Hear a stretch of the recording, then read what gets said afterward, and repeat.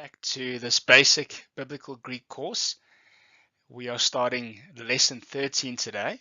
So let's take a look at the content of today's lesson. We'll be learning about relative pronouns as well as interrogative and indefinite pronouns. Then we'll look at a concept called attraction.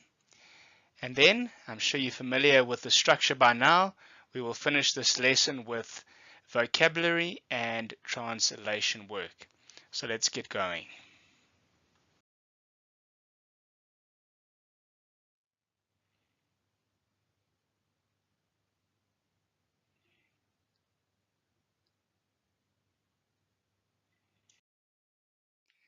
As a way of introducing you to relative pronouns, I want to start off by looking at Matthew 1 verse 16, which says, "And Jacob the father of Joseph, the husband of Mary, of whom Jesus was born, who is called Christ."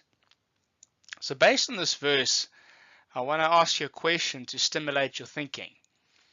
Of whom? Does this refer to Joseph as father, or does it refer to Mary as the mother, or both Joseph and Mary as the parents of Jesus? So let's go back and read Matthew 1 verse 16 again. And it says, "And Jacob, the father of Joseph, the husband of Mary, of whom Jesus was born, who is called Christ." So based on this ESV rendering of this text, what does "of whom" refer to? So maybe as you've been thinking through it, as I've read the verse again, you think it's Joseph. Others of you might think that it's Mary, and some of you might think that it refers to Joseph and Mary. So that's why I've given all three of those options. Now, the answer is that it is possible for the English words to mean any of these three options. Right, it's highly unlikely that we can be dogmatic based on the English reading alone. And that is why Greek is very helpful. Because behind "of whom" stands the Greek relative pronoun heis. And it has a feminine gender. And this feminine gender shows us clearly that it relates back to Mary. So "of whom" does not refer to Joseph or Joseph and Mary. It refers specifically to Mary. So while Joseph was the legal father of Jesus, Matthew emphasizes that Mary is the biological parent of whom Jesus was born. So that's pretty neat. So I really hope that you're encouraged by this example, showing you that Greek really allows you to dig deeper into the text and to make your way through all the ambiguities that may be there in the English text. So let's take a look at what is a relative pronoun. So our definition here is a relative pronoun as a pronoun that usually relates back to an antecedent noun and allows the writer to make an additional explanatory comment about that noun. So examples of relative pronouns are who, whom, that, which, and whose. So let's look at one or two examples together. The first one, the teacher who loves Greek is teaching the students to love it too. And then our second example, the students who love learning Greek are listening carefully to the teacher. Right, so notice that in both these examples, who can refer back to a singular or a plural antecedent. And in both these examples, the relative pronoun who allows the writer to make an additional explanatory comment about the teacher or the students. And then the last example, the pen that I write with ran out of ink today. So what I want you just to understand from the outset is that all these relative pronouns, who in the first examples and then that in the second example, introduce relative clauses. All right, so most of us have been conditioned to think of relative pronouns independently from the rest of the sentence, but it's also important to understand that a relative pronoun will introduce the beginning of a relative clause, and we'll take a look at that in a little more detail later on. Before we look at the forms of the relative pronoun, I thought it would be a helpful tip to remind you of the third person personal pronouns. And why is that? It's because the relative pronoun is identical to the endings of the third person personal pronoun, with an exception, without the out at the beginning. So I've underlined the endings of the third person personal pronoun. Let's just go through them very quickly. The masculine forms, we have autos, autu, auto, auton. And then the plural forms, we have autoi, auton, autois, and autus. Right, so relative pronoun are those endings that I've underlined for you, all right, without the out at the beginning. And then the feminine forms, we have the singular, aute, autais, aute, and autain. The plural feminine forms, autai, auton, autais, and autas. And then finally, the neuter forms, the singular, we have auta, autu, auto, auta. And then the genitive forms, we have auta, auton, autois, and auta. All right, so I hope that also reminds you of what the third person personal pronouns are, but also is helpful in assisting you to learn the forms of the relative pronouns. In this slide, I'd like to do some quick revision of the masculine neuter and feminine articles, and you'll see why in a minute. So let's go through the masculine articles first. So we have ha, tu, to, and ton, and the plural forms hoi, ton, tois, and tus. The feminine forms, the singular, we have hey, tais, te, and tain, and the plural feminine forms hai, tone, tais, and tas.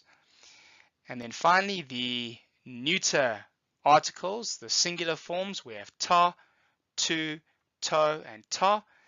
And finally, the plural forms, we have ta, tone, tois, and ta. So finally, we have arrived at the relative pronoun forms. So firstly, I told you that the forms are identical to the third person personal pronouns, except without. And as you are going to see now, these forms are very similar to the Greek article. The difference is that relative pronoun forms have both a rough breathing mark and an accent. So when you see the rough breathing mark and an accent, then you'll know that it's a relative pronoun. If it's missing one of these two things, then it's probably the Greek article. Right, so I hope that makes sense to you. So let's go through these forms very quickly. The masculine first, so we have hos, hu, ho, and hon. Remember that is a rough breathing mark, so we pronounce it with an H sound in the front. And then the plural forms, we have hoi, hone, hois, and hus. The feminine relative pronoun forms, beginning with a singular, we have hey, heis, hey, and hein. And the plural forms, we have hai, hone, heis, and has. And then finally, the neuter relative pronoun forms, beginning with the singular, we have ha, hu, ho, and ha. So normally, if you remember, the masculine and neuter nominative and accusative forms are identical. Right, there's an exception here. As you can see, the neuter nominative and accusative does not have a sigma. So be aware of that. And then the neuter plural forms, we have ha, hone, hois, and ha. Before we look at some translation principles for relative pronouns, I want to just make you aware of the broad range of relative pronoun uses. So as you can see there, a relative pronoun can modify a word, i.e. it functions as an adjective. So the relative pronoun is translated with a simple who, which, or that. So let's look at this example. The man who is standing is my Greek teacher. So there we have who, which is a relative pronoun. But this little phrase here, this clause, should I say, who is standing, is a relative clause, which is modifying the man. All right, so it's not just any man who is my teacher. It is the man who is standing is my Greek teacher. And then relative pronouns can also function as a substantive, i.e. the subject, direct object, indirect object, object of the preposition, etc. Right, there's quite a broad range of substantive uses of relative pronouns. In these cases, it may be necessary to add a personal pronoun to smooth out the English. For example, we have who will be first, will be last. And we could add the personal pronoun he to smooth out the translation. So it's better to read it as he who will be first, will be last. So the first translation principle is when a relative pronoun has an antecedent. All right, so this is translation with an antecedent. And the first thing you need to be aware of here is the relative pronoun, like all other pronouns, agrees with its antecedent in gender and number. That means that its case is determined by its function in the relative clause. Right, so let's take this theory and do some practice together. So here's the first example. The Greek text reads ha, anthropos, hos, which is our relative pronoun, gnoske, hemos, mene. All right, the English equivalent, the man who is knowing us is remaining.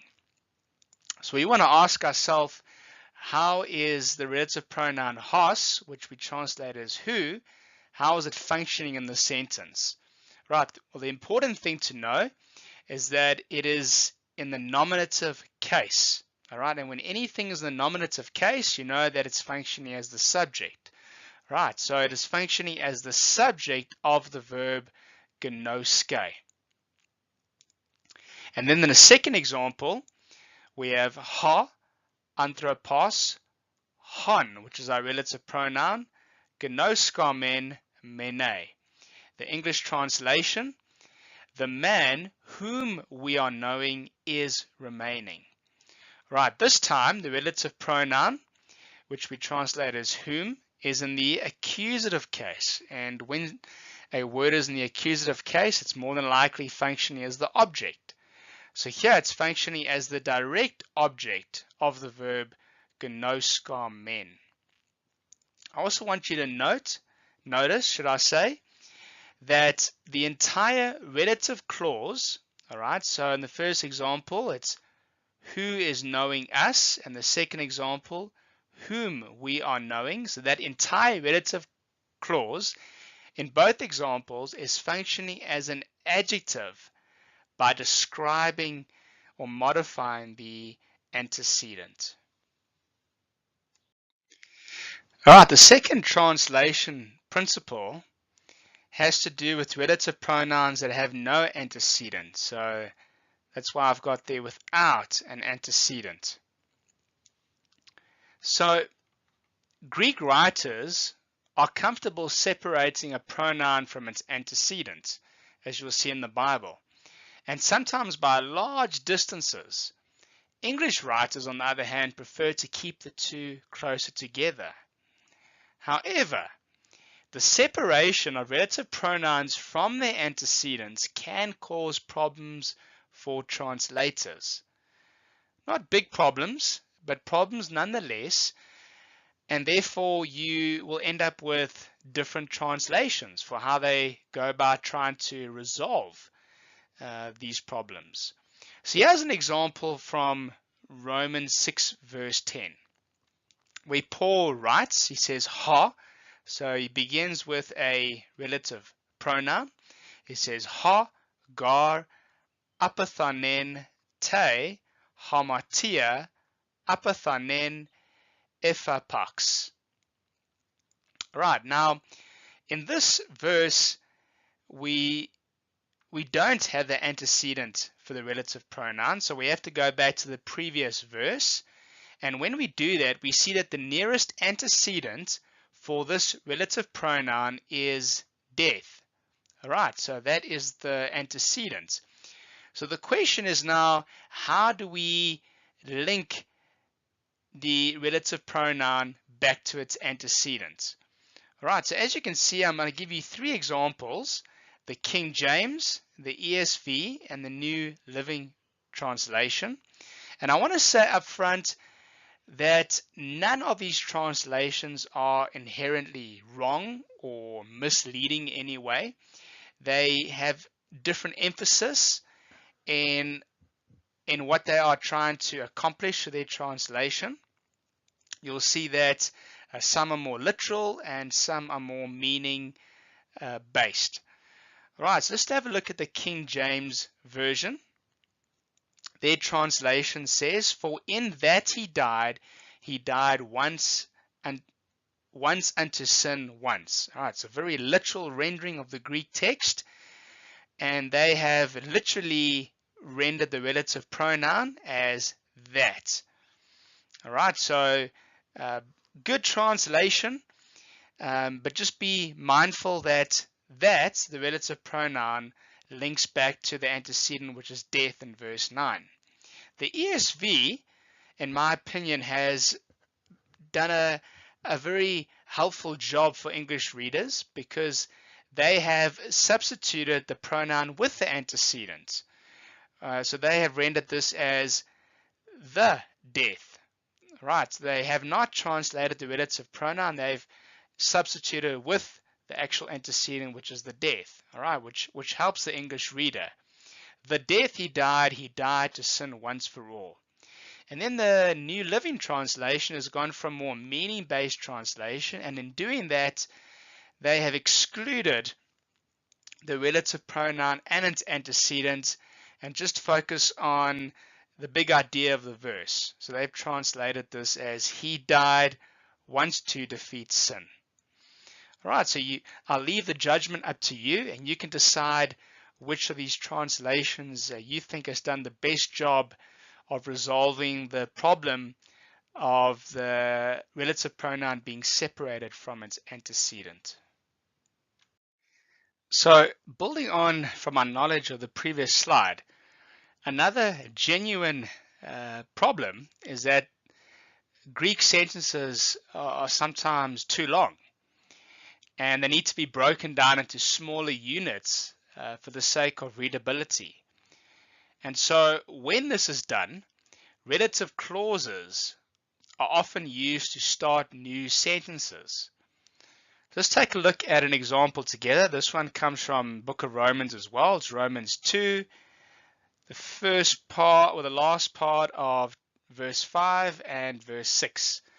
So Paul once again says here, apokalypseos, dikaia Chrisias, tu, theu, hos, which is our relative pronoun, apadose, ekasto, kata, ta, erga, autu. All right, so I'm not going to focus too much on the meaning of the entire translation. We just want to focus on the relative pronoun and its antecedent. So here the antecedent and the pronoun are close together, as opposed to the previous slide when we looked at the antecedent and the relative pronoun being far away from each other. So here they are close together, and the antecedent is therefore easy to identify. All right, so the antecedent in this verse is theou, or our English rendering, God. However, if translators feel that the sentence has become too long and they decide to start a new sentence at hos, the relative pronoun, then the who becomes separated from its antecedent. So let me give you some examples once again of a few English translations to see how they've gone about breaking up the sentence. So the three English translations that we're going to use as examples here for Romans 2, 5-6 is the NASB, the ESV, and the NIV.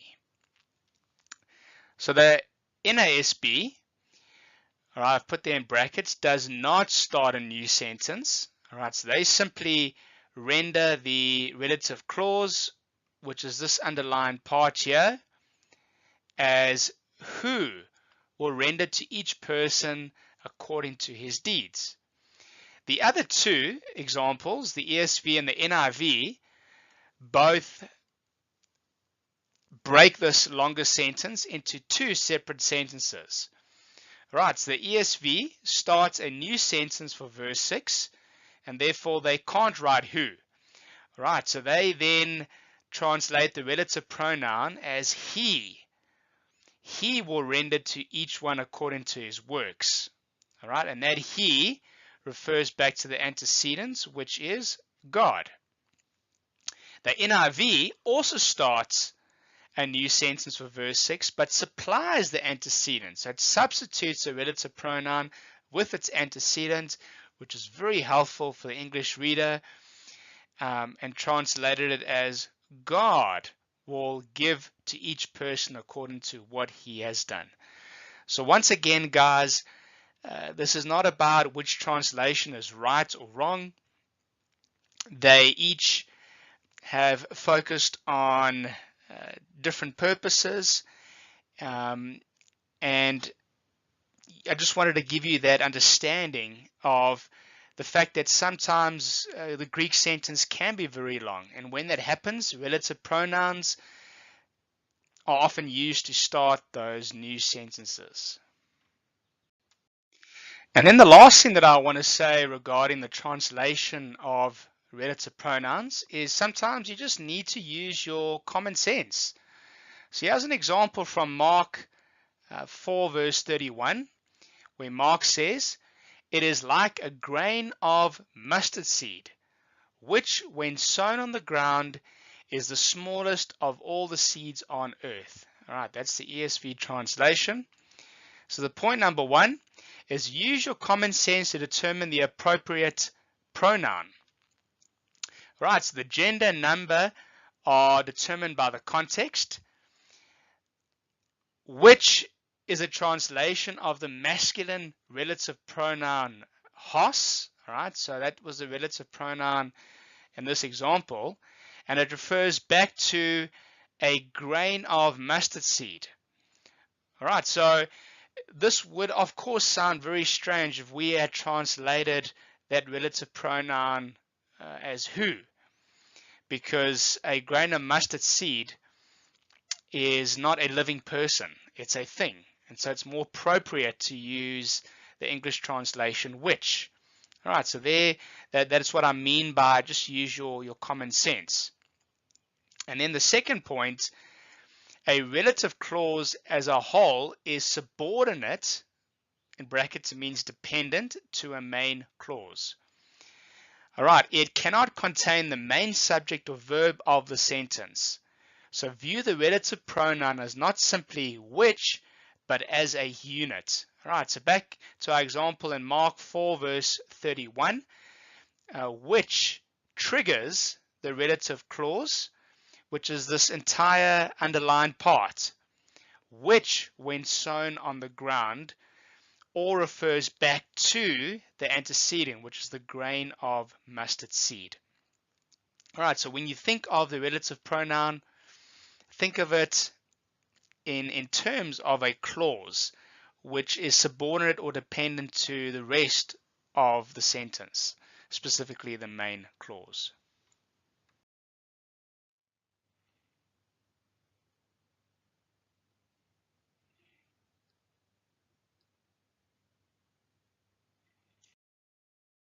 Okay, moving speedily along.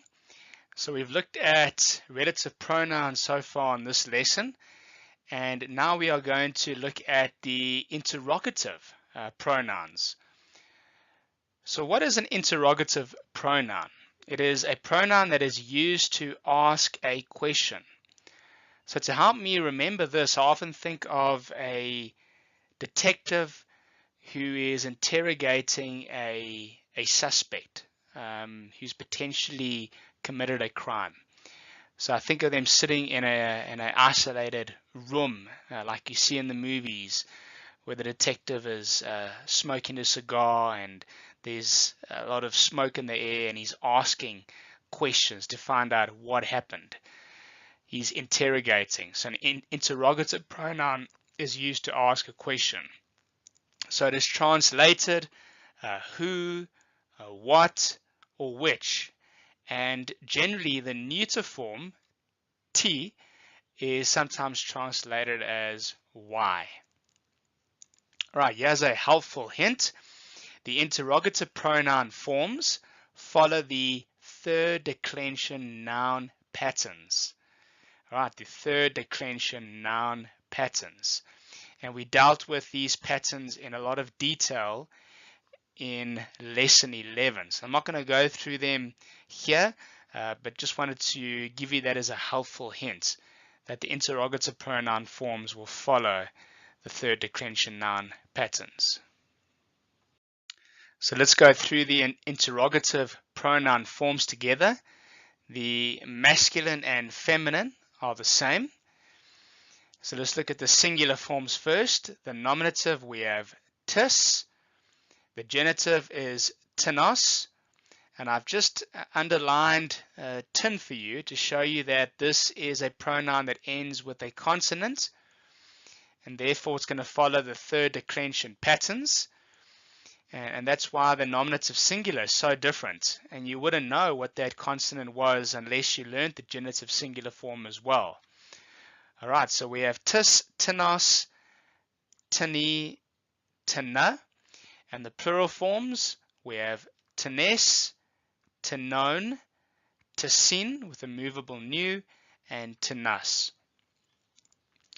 And then the neuter interrogative pronoun forms, looking at the singular first, the neuter, we have ti, genitive is tinos, dative is tini, and accusative is ti. And in the plural forms, we have tina, tinon, tisin, and tina. And the last pronoun that we are looking at today is the indefinite pronoun. So what is an indefinite pronoun? An indefinite pronoun refers to a person or a thing that cannot be specifically identified. So for example, we could translate this as someone. In Greek, it can also refer to a specific person who is not identified. For example, a certain man.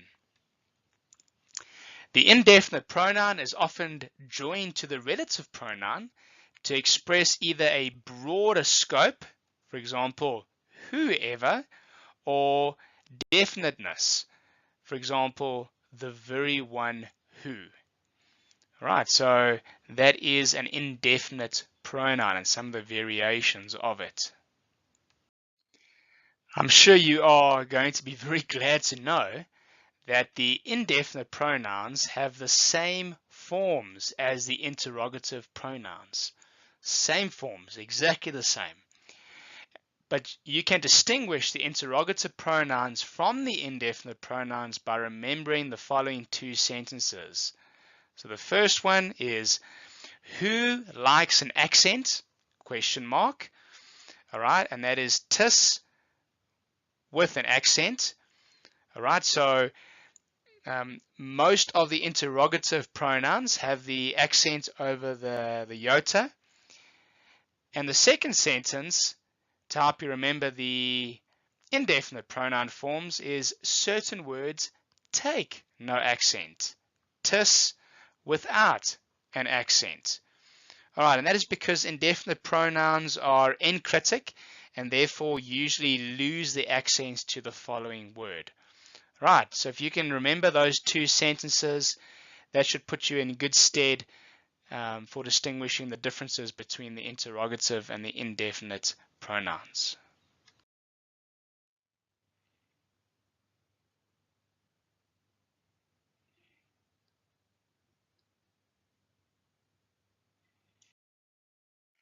The final concept that I want to teach you in today's lesson is the concept of attraction. And I want to just say, before we look at attraction, is that this happens very infrequently in the Greek New Testament, but it does occur once or twice, and that's why we need to know about it. So the relative pronoun and its antecedent sometimes influence each other's case. And when this happens, this grammatical phenomenon is called attraction.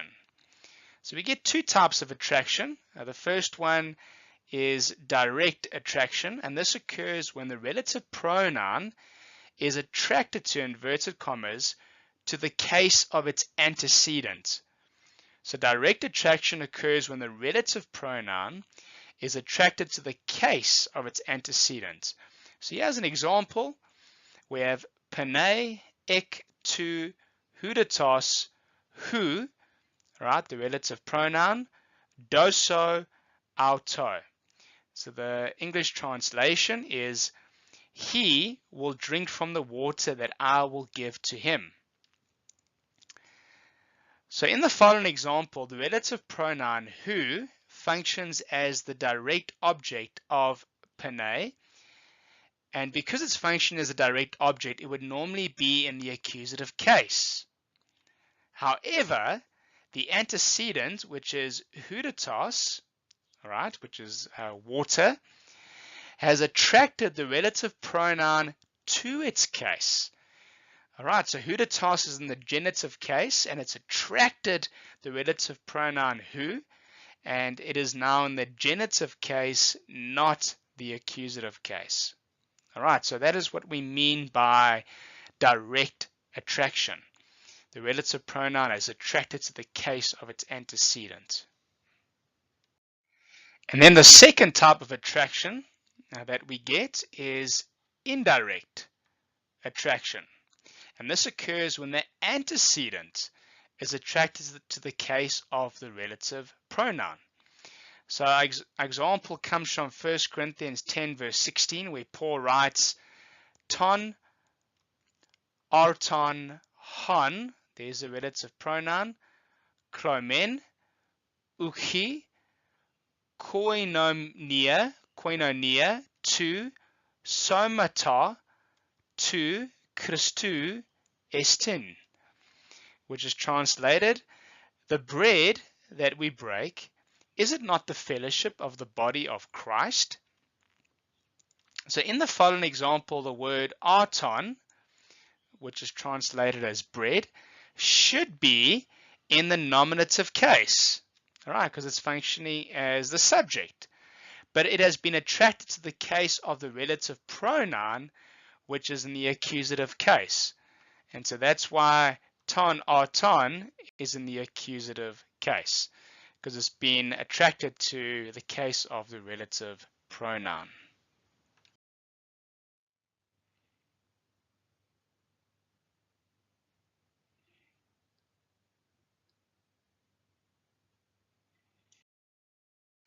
Let's take a look at our vocabulary for lesson 13.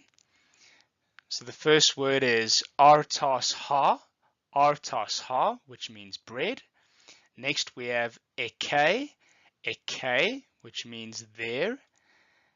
Next we have esthio, which is I eat. Then we have an adjective, heteros, hetera, heteron, giving us the masculine, feminine, and neuter forms, which means other or another. Then we have eti, which means yet or still.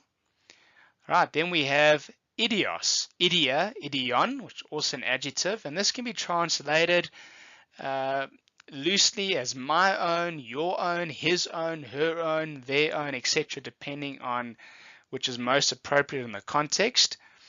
And then we have kairos, ha, which means time. Next we have laos, ha, which is people.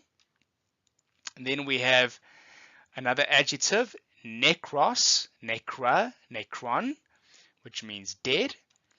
And then we have a preposition, para, and this preposition can take its object in the genitive, dative, and accusative. So depending on the case, will determine how it's going to be translated.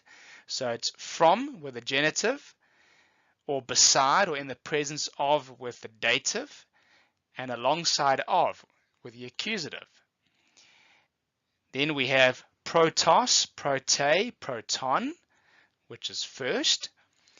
Second to last, we have psuche hei, which is soul or life. And finally, we have this little comparative word, which is hos, which means as.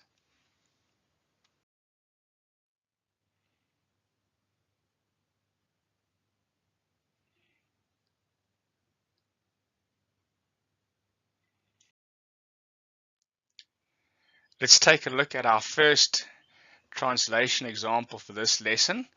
The Greek text reads, Ekenos, proseuketa, eke, kai, ehuriske, ha, ezete. Right, so let's pass each one of these words individually. The first word is ekenos.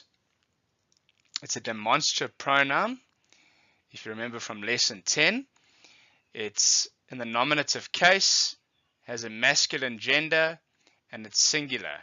And because it's singular, we're going to translate it as that. Our next word is proseuketa. This is a verb. It's the imperfect, if you remember from lesson 12. It's a middle voice, indicative, third person, singular, and our vocab is pray.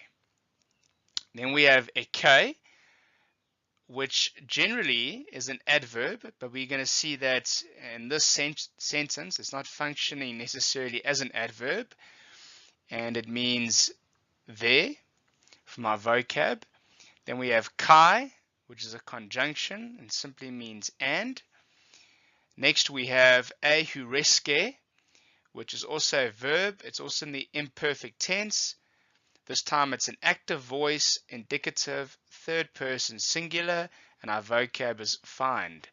Then we have ha, which is our relative pronoun. It's in the accusative case, neuter gender, singular, and the various options. It could be that, which, or who, depending on the context. And then finally we have ezete, which is also verb imperfect, active, indicative, third person singular, and our vocab is seek. So let's put this passing information together and translate this verse in the next slide. So based on the information in the passing sheet, we can come up with this potential translation of the Greek.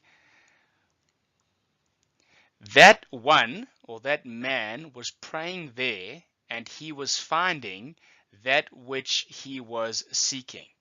So let's make one or two observations. The first one is regarding the demonstrative pronoun ekenos, which here is functioning as the subject, and it's also substantive.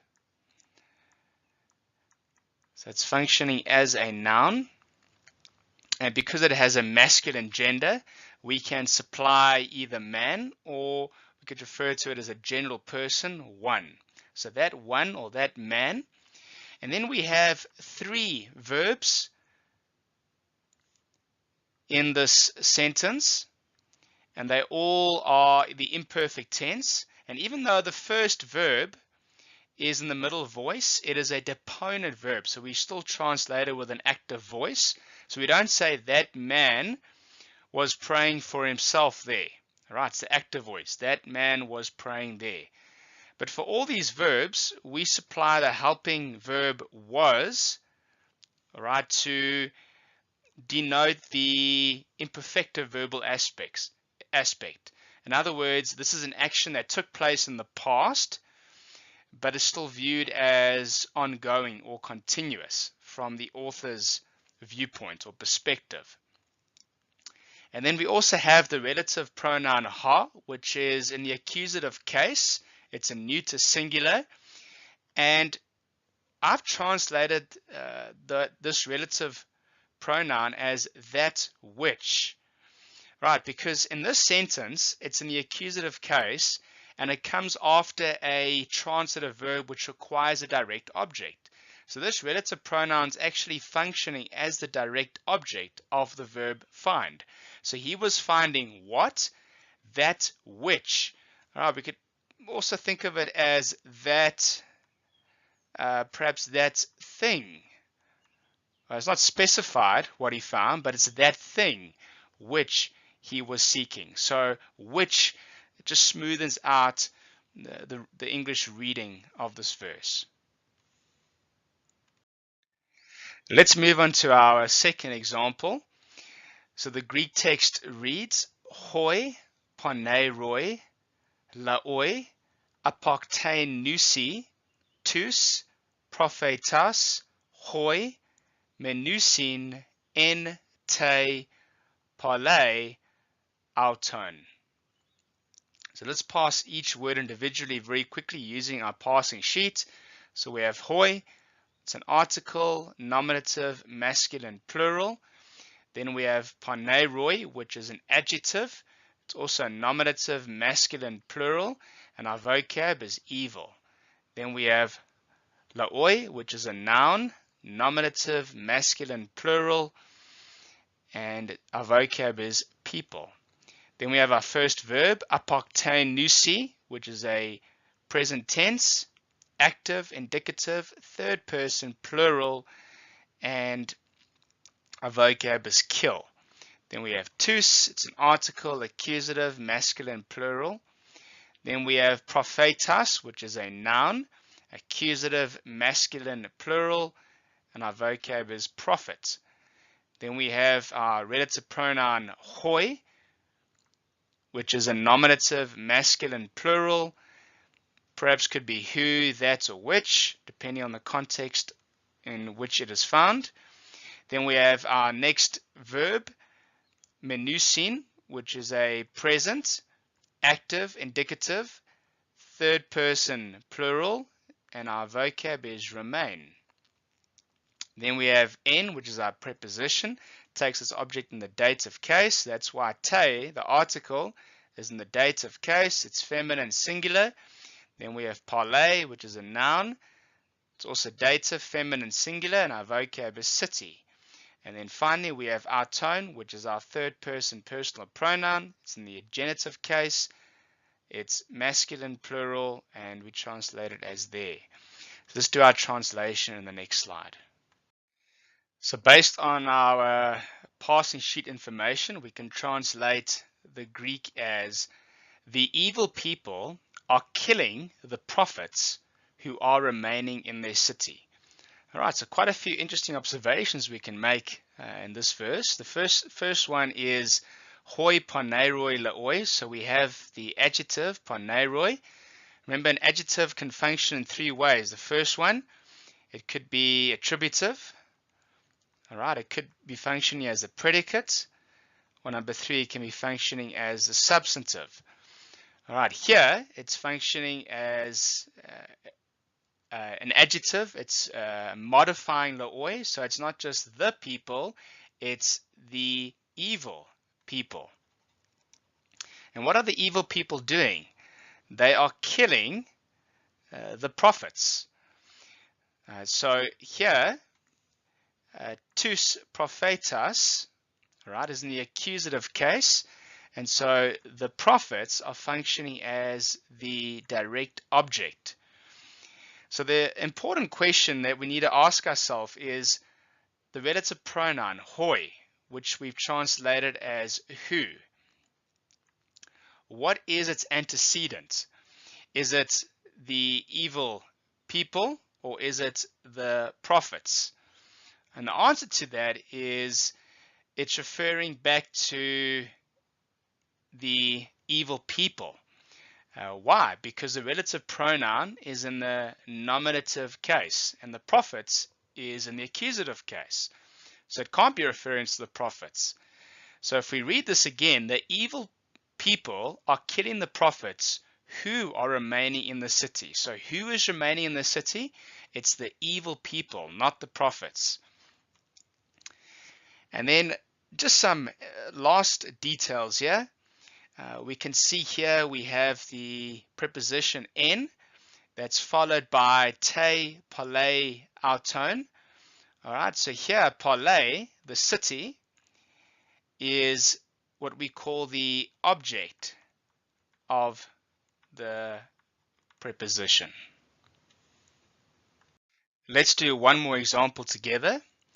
The Greek text reads, tis esthia ton arton hon epoi he meter tu nianiu. All right, so let's pass each word individually. The first word is tis. This is the interrogative pronoun based on the lesson that we've learned today. It's in the nominative case. It can be masculine or feminine. It's singular, and because it's an interrogative pronoun, it's going to be used to ask a question. So it could be who, what, or which. And while we're talking about questions, notice this punctuation mark at the end of the verse. That tells us that this verse needs to be phrased as a question. And with the interrogative pronoun, that reinforces that fact. And then we have esthia, which is a verb. It's present, active, indicative, third person singular, and our vocab is eat. Then we have ton, it's an article, accusative, masculine, singular. Then we have arton, which is a noun, also accusative, masculine, singular, and our vocab is bread. Then we have our relative pronoun hon, which is in the accusative case, can be masculine or feminine, singular, and depending on the context, could be translated as that, which, or who. Then we have our next verb, epoi a, and this is a verb, it's an imperfect tense form. It's active, indicative, third person singular, and its vocab is do or make. Then we have he, which is also an article, nominative, feminine, singular, which is followed by meter, which is a noun, nominative, feminine, singular, which our vocab for this is mother. Then we have tu, it's an article, genitive, masculine, singular. And then finally we have nianiu, which is a noun, genitive, masculine, singular, which means young man. So let's put this information together and do our translation. All right, so we know that this is a question because we see the punctuation mark for a question at the end of the verse, which is reinforced by the interrogative pronoun. So the challenge with questions is that we need to sometimes jumble the words around to ensure that the verse is read in a question form. So I've given us two options here. The first one, who is eating the bread which the young man's mother was making? Or the second option, who is eating the bread that the mother of the young man was making? All right, so the consistent element in both of these verses is that we have translated tis with who. All right, this is then followed by is eating, and that is because the verb esthea is in the present tense. So we need to supply the helping verb is to show that it's happening in the present time. But then you'll notice that the second verb, epoie, although it initially looks like a present tense, is actually an imperfect because we have the augment in the front here. And so we supply the helping verb was and translate it as was making. And then there's two variations here. We've got hei meteo tu nianiu. Right, so the mother is the subject. Right, so more literal rendering is the second option, that the mother of the young man was making.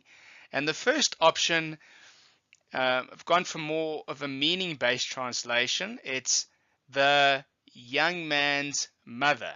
Both mean the same thing, but they've just been rendered in slightly different words. All right, so I just wanted to practice a question with you and show you that that it's not as easy as just a straightforward translation. We need to sometimes just move around the word slightly so that it makes sense as a question.